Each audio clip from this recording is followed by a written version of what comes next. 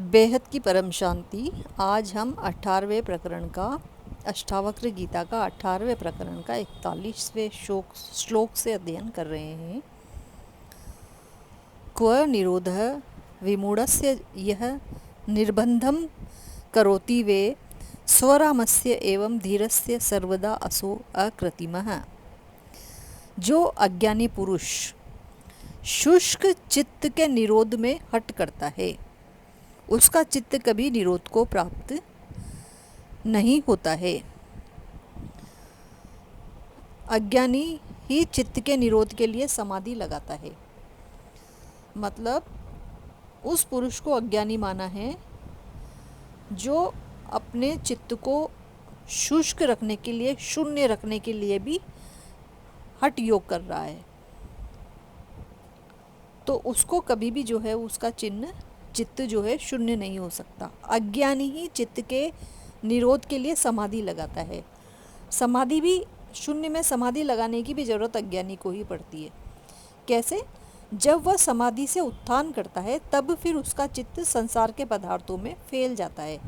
मतलब चित्त समाधि लगाने के लिए समाधि लगाएगा चित्त को शून्य करने के लिए, लेकिन समाधि में जो उसको नई नई चीज़ें मिलेंगी, उत्थान करेगा समाधि में, तो फिर वो संसार के पदार्थों में जो है फैल जाता है, संसार के पदार्थों में फंस जाता है। और जो आत्मा के स्मरण करने वाला योगी है वह चित्त निश्चल है, उसका चित्त सर्वदा आत्मा में ही निरुद्ध रहता है। इसी कारण सर्वदा उसकी समाधि बनी रहती है। मतलब समाधि लगाने के लिए हठ योग की जरूरत नहीं है। समाधि तो शून्य अवस्था में अपने आप ही जो आत्म स्वरूप में स्थित रहेगा उसकी अपने आप ही लगेगी। उसके लिए उसको हठ योग करने की जरूरत नहीं है। ऐसा जो है अष्टावक्र जी बोल रहे हैं। भावस्य भावकः कश्चित् न किंचित् भावकः अपरः उभया अभावकः कश्चित् एवं एव निराकुलः। अष्टावक्र जी कहते हैं कि हे राजन, कोई एक न्यायिक ऐसा मानता है कि भाव रूप प्रपंच परमार्थ से सत्य है। कोई शून्यवादी कहता है कि सब प्रपंच शून्य रूप है, क्योंकि शून्य से ही उसकी उत्पत्ति होती है। और हजारों में से कोई एक आत्मा का अनुभव करने वाला होता है। मतलब सब बातें ही बनाते हैं। कोई तो कहता है कि भाई जो है भाव रूप प्रपंच परमार्थ से सत्य है, या कोई कहता है कि जो शून्यवादी है तो सारा प्रपंच शून्य है और शून्य से ही उसके उत्पत्ति होती है। परंतु जो हजारों में से एक है वो आत्मा का अनुभव करने वाला होता है। वह भाव और अभाव दोनों की भावना का त्याग करके और स्वस्थ चित्त होकर अपने आत्म आनंद में ही सदा मग्न रहता है। 43वां श्लोक। शुद्धम अद्वयम आत्मानं भावयन्ति कुबुद्धय न तु जानन्ति सम्मोहात् यावज्जीवम अनिर्वृत्ताः।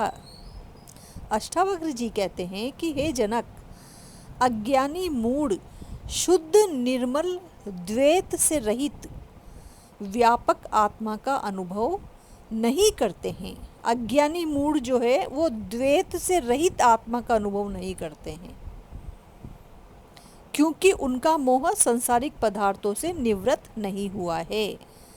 इसी कारण उनको आत्मा का साक्षात्कार नहीं होता है। जब तक वह जीते हैं संतोष को कदापि प्राप्त नहीं होते हैं। आत्मा के साक्षात्कार होने के बिना संतोष की प्राप्ति नहीं हो सकती है। 44वां श्लोक। मुमुक्षो बुद्धिः आलम्बम अंतरेण न विद्यते निरालंबा एवं निष्कामा बुद्धिः मुक्तस्य सर्वदा। जिसको आत्मा का साक्षात्कार नहीं हुआ है उसकी बुद्धि सांसारिक विषय का आलंबन करती है, और जो निष्काम जीवन मुक्त है उसकी बुद्धि आत्मा के आश्रय रहती है। आत्मा के अचल होने से बुद्धि भी सदैव स्थिर रहती है। तो जो है निष्काम जीवन मुक्त कौन है? जिसकी बुद्धि आत्मा के आश्रय रहती है और आत्मा के अचल होने से बुद्धि भी स्थिर होती है। 45वां श्लोक। विषय द्वीपिनः वीक्ष्य चकिता शरणार्थिनः विशन्ति झटिति कोडम निरोधे काग्रय सिद्धये। मूढ़ मुमुक्षु विषय रूपी व्याघ्रों को देख करके भय को प्राप्त होता है और चित्त की वृत्ति को एकाग्र करने के लिए पहाड़ी कंदरा में प्रवेश कर जाता है। मतलब वो जो है मूढ़ व्यक्ति जो है वो विषय रूपी व्याघ्र मतलब संसार को देखकर डर के मारे वो जो है गुफाओं में जाकर अपना योग लगाता है, परंतु उसका कार्य सिद्ध नहीं होता, फिर भी उसको आत्म शांति नहीं मिलती। उसकी अंतर्वृत्ति फैलती जाती है और वह हर दिन दुखी होता जाता है। शांति उसको लेश मात्र भी नहीं होती। जो ज्ञानी जीवन मुक्त है वह विषय रूपी व्याघ्र को इंद्रजाल जन्य पदार्थों की तरह देखकर उनसे भय नहीं खाता है। निर्वासनम हरिम दृष्ट्वा तूष्णीं विषय दंतिनः पलायन्ते न शक्ताः ते सेवन्ते कृतचाटवः। क्योंकि वासना रहित पुरुष रूपी सिंह वासना रहित पुरुष रूपी सिंह को देखकर विषय रूपी हस्ती असमर्थ होकर भाग जाता है और ऐसे ही नरसिंह की प्रतिष्ठा एवं सेवा इतर पुरुष ईश्वर करके प्रेरित हुए करते हैं।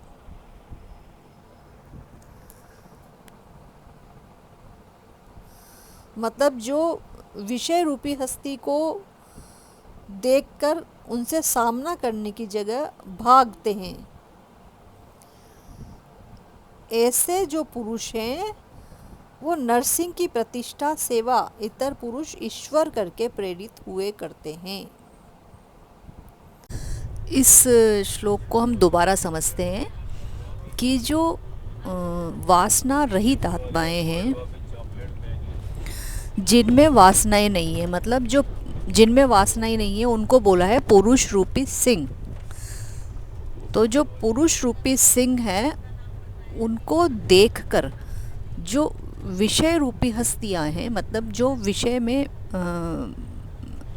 जो है व्यस्त हैं, इस संसार में व्यस्त हैं, वो भी इनको देखकर असमर्थ होकर भाग जाती है। और ऐसे ही जो ये हैं वासना रहित पुरुष रूपी सिंह, इनको इनकी प्रतिष्ठा और सेवा को देखकर जो दूसरे लोग हैं, मतलब जो कि जिनको आत्म का साक्षात्कार नहीं हुआ और जो हैं जो वासना में व्यस्त रहते हैं, वो भी इनको जो है ईश्वर की ओर प्रेरित, इनको देख के ईश्वर की ओर प्रेरित होते हैं करते हैं। न मुक्तिकारी काम धत्ते नियशंक युक्त मानस पश्चन शृण्वन् स्पृशन जिघ्रन अश्नन आस्ते यथा सुखम।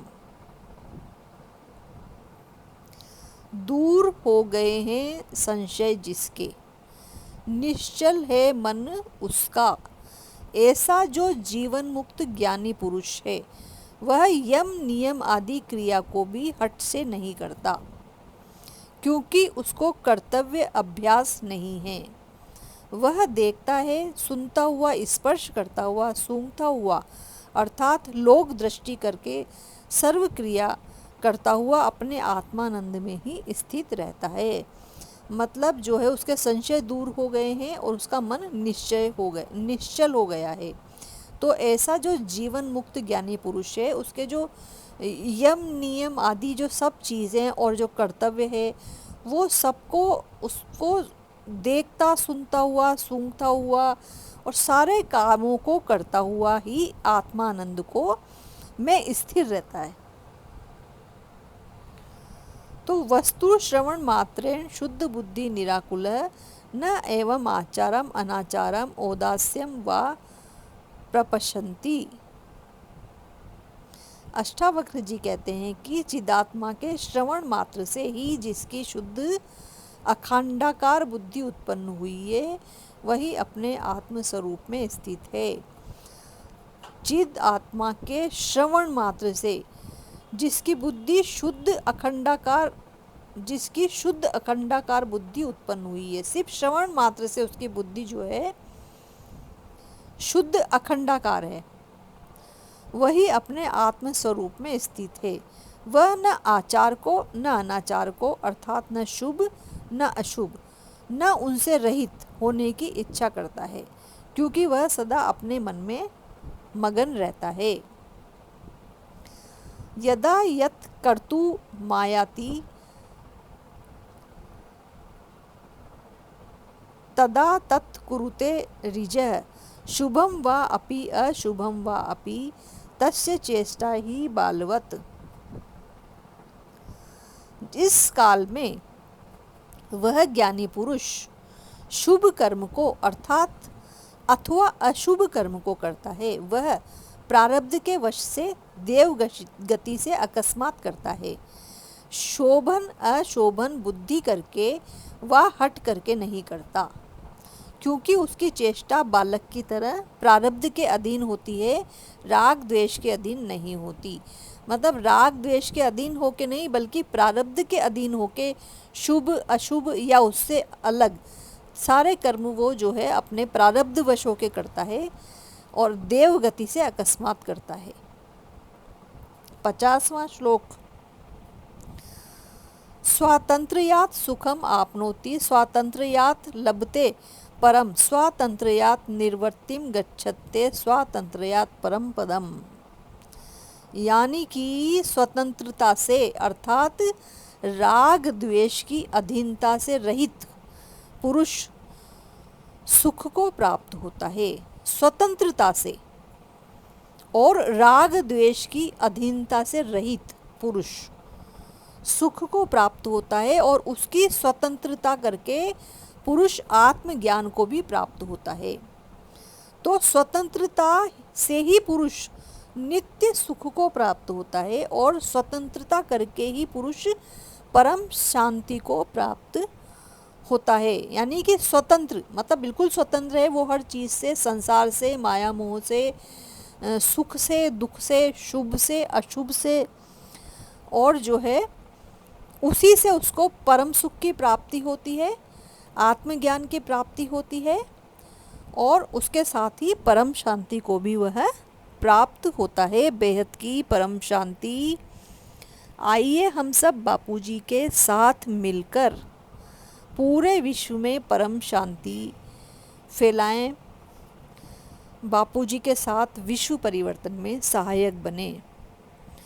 बापूजी का ज्ञान यूट्यूब चैनल पर बापूजी दशरथ भाई पटेल नाम के चैनल पर उपलब्ध है। वो उन्होंने दिव्य दृष्टि द्वारा और वेद शास्त्रों का जो है सार भी उसमें समझाया है और जो है एक मंत्र है बेहद के बेहद की परम परम परम महाशांति है, महाशांति है, महाशांति है। उस मंत्र के द्वारा जब हम आत्म स्वरूप में स्थित होकर ऊंचते ऊंच परम धाम में बुद्धि से परम पिता को प्रकाश स्वरूप में याद करके, परम प्रकाश स्वरूप में जब याद करेंगे और फिर इस मंत्र का उच्चारण करेंगे कि बेहद के बेहद की परम परम परम महाशांति है, महाशांति है, महाशांति है, तो हम पूरे विश्व में परम शांति फैलाएंगे।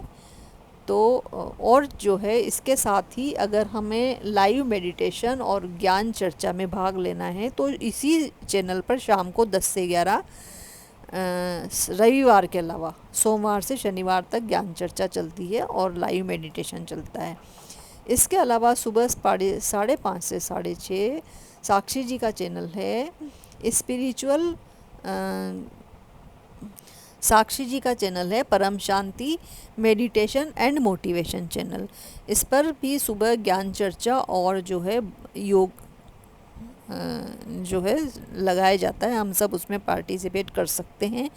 और बेहद की आत्माओं का अनुभव अगर हमें सुनना है तो spiritual podcast with Anant channel पर सुन सकते हैं।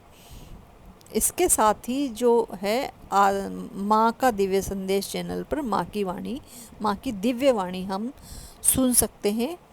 वीडियो को अंत तक देखने के लिए बहुत बहुत धन्यवाद। बेहद की परम शांति।